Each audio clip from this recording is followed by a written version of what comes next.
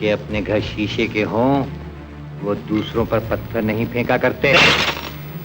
60 साल बाद भी कौन भूल सकता है इस डायलॉग को और संवाद अगी के इस राजकुमार को। 1965 में रिलीज फिल्म वक्त में राजकुमार जो भी बोले वो कल्ट बन गया। बॉलीवुड में स्टाइल का पहला बादशाह, पहला एंटी हीरो किसी को कहा जाए तो वो राजकुमार ही थे। रियल लाइफ का पुलिस इंस्पेक्टर कुलभूषण पंडित, जो रियल लाइफ में राजकुमार के नाम से जाना गया। राजकुमार के 1952 में फिल्म रंगीली से बॉलीवुड में कदम रखने के बाद 1995 में release film God and gun तक करीब 43 साल राजकुमार की बादशाहत कायम रही। डायलॉग डिलीवरी के लिए तो राजकुमार जाने जाते ही थे, उनकी सनक के किस्से भी बहुत मशहूर रहे। ऐसा ही एक किस्सा था जब राजकुमार ने सलमान खान से कह दिया था, जाकर अपने बाप से पूछना मैं कौन हूँ। राजकुमार की रियल लाइफ से जुड़े इन्हीं किस्सों को देशनामा आपको आगे स्टोरी में बताने जा रहा है। लेकिन उससे पहले आपसे अपील है कि हमारे चैनल को सब्सक्राइब जरूर कर लें, जिससे हमारे सभी नए वीडियोस आप तक पहुंचते रहें। राजकुमार की सनक पर बात करने से पहले उनके एक्टिंग टैलेंट पर थोड़ी बात कर ली जाए। 1959 में रिलीज फिल्म पैगाम और 1991 में रिलीज सौदागर में राजकुमार का सामना अदाकारे आजम दिलीप कुमार से हुआ।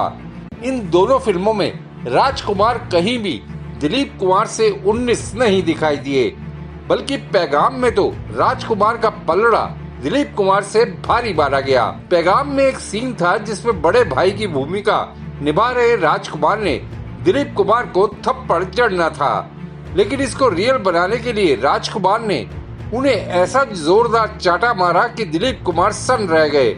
उन्हें कुछ देर के लिए समझ ही नहीं आया कि ये क्या हुआ। राजकुमार ने ये जानबूझकर किया था या अनजाने में हुआ, ये तो कोई नहीं जानता। लेकिन इस सीन के बाद दोनों के बीच एक ऐसी दरार आ गई कि फिर दोनों ने कभी दोबारा साथ काम न करने की कसम खा ली। ऐसे में सुभाष घई ने 1990 के दशक के आखिर में राजकुमार और दिलीप कुमार को लेकर फिल्म बनाने की सोची तो इन दोनों को साथ काम करने के लिए मनाना टेढ़ी खीर था। सुभाष घई के मुताबिक उन्हें इसके लिए कई पापड़ बेलने पड़े। जब वो दिलीप कुमार के पास गए तो कहा कि राजकुमार को आपकी एक्टिंग बहुत पसंद है, और जब राजकुमार के पास गए तो उन्हें कहा कि दिलीप साहब को आपकी एक्टिंग बहुत पसंद है। दिलीप कुमार ने जब सुभाष घई से पूछा कि फिल्म में दूसरे दोस्त का रोल कौन प्ले कर रहा है, तो सुभाष घई ने कार का दरवाजा खोलते खोलते चलते हुए धीरे से कहा राजकुमार, और तुरंत वहां से निकल गए। जब सुभाष घई राजकुमार के पास गए तो उन्हें भी फिल्म की कहानी पसंद आई। उन्होंने पूछा कि दूसरा कैरेक्टर कौन निभा रहा है, तो सुभाष घई ने कहा कि दिलीप कुमार। सुभाष घई की बात सुनकर राजकुमार ने कहा, जानी इस जहां में अपने बाद किसी को बड़ा एक्टर मानता हूं तो वो दिलीप कुमार ही हैं। राजकुमार बीते दौर में मल्टी स्टारर फिल्मों की जान हुआ करते थे। दूसरे टॉप स्टार राजकुमार के साथ आने से डरा करते थे।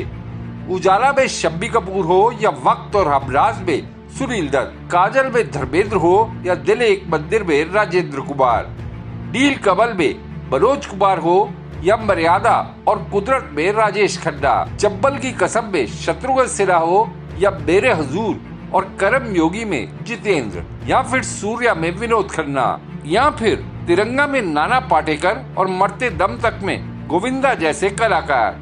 राजकुमार हमेशा 21 साबित हुए।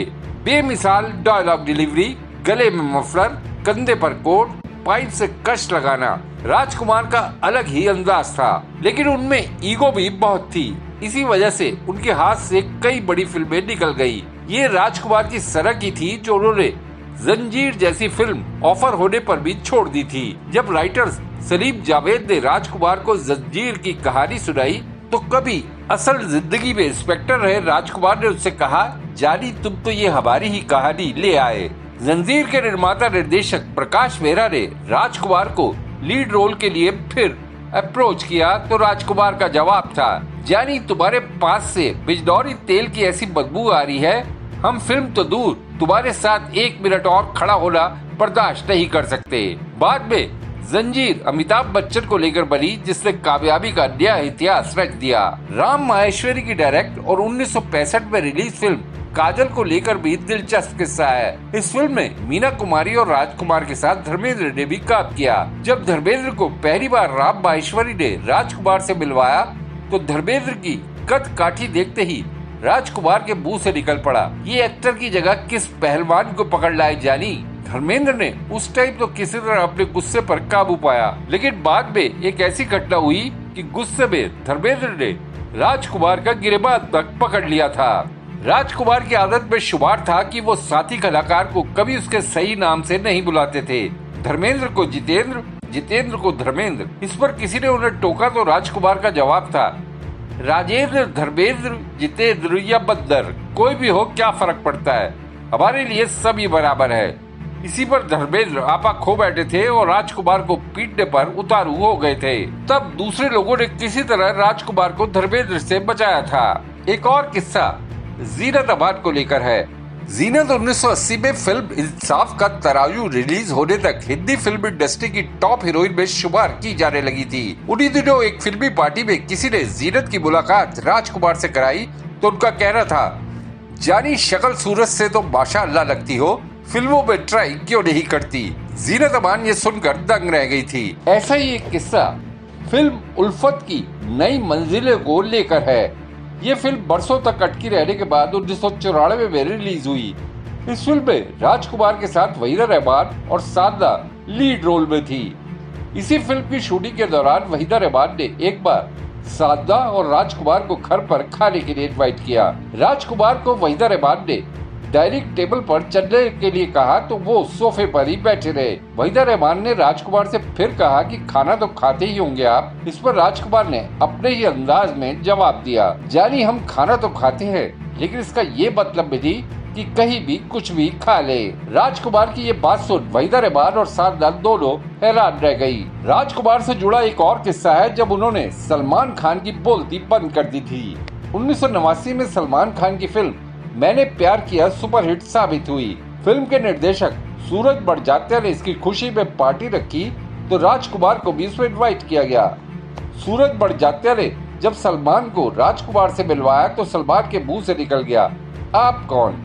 इस पर राजकुमार का जवाब था, बरखुरदार, घर जाकर अपने बाप सलीम खान से पूछना कि मैं कौन हूँ। अब ये तो पता नहीं सलमान ने जानबूझकर ऐसा कहा था या ड्रिंक्स के नशे की वजह से, लेकिन सूरज बड़जात्या की ओर से ध्यान दिलाए जाने पर सलमान ने तत्काल राजकुमार से अपनी बात के लिए माफी मांग ली। लेकिन राजकुमार ने अपना सबसे बेहतरीन मास्टर स्ट्रोक मरहूम संगीतकार भप्पी लहरी के लिए बचा कर रखा था। सब जानते हैं कि भप्पी लहरी को जेवरों से लदे रहने का बहुत शौक था। किसी पार्टी में भप्पी लहरी का राजकुमार से इंट्रोडक्शन कराया गया तो उन्होंने भप्पी लहरी को ऊपर से नीचे तक देखने के बाद कहा था, जानी और तो सब ठीक है लेकिन तुम्हारा मंगलसूत्र कहाँ है। बेहतरीन आवाज वाले राजकुमार ने गले के कैंसर की वजह से 3 जुलाई 1996 को इस दुनिया को अलविदा कहा। देशनामा के लिए खुशदीप सहगल की रिपोर्ट। आपको ये वीडियो कैसा लगा या अगर आपके दिमाग में कोई सवाल है तो कमेंट बॉक्स में जरूर बताइएगा। वीडियो पसंद आया तो लाइक शेयर करना ना भूलिएगा। आपने देशनामा को सब्सक्राइब और नोटिफिकेशन के लिए घंटी वाला बटन दबा ही दिया होगा। फिर मुलाकात होगी आपसे, तब तक के लिए नमस्कार।